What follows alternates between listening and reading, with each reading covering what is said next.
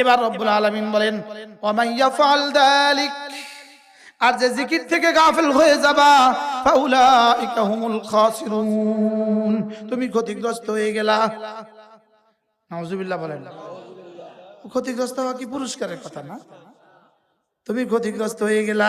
Member সাহেব election করছে, 1 মাস মেহনত করছে, আজকে নির্বাচন হয়ে গেছে, এবার ফেল করছে। এবার বলুন তো মেম্বার সাহেবের কলেজের কি অবস্থা? কথা কয় না। 10 কোটি টাকা খরচ করছে, এমপি ইলেকশন করছে, আজকে রেজাল্ট বাইরেছে, ফেল করছে। আচ্ছা তার কলেজের কি অবস্থা? আচ্ছা হাসরের ময়দানে গিয়ে যখন দেখবেন আব্দুর রহিম সাহেব কোথায় আর আমি কোথায়, আচ্ছা তখন কেমন লাগবে? ইনি কোথায় আমি কোথায়, তখন কেমন লাগবে? যদি ওলাও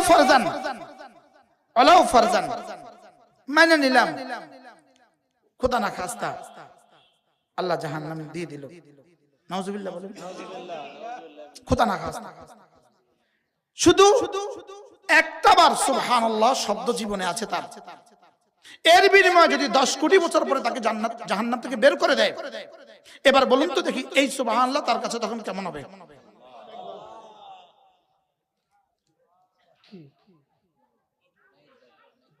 কথা বলেন।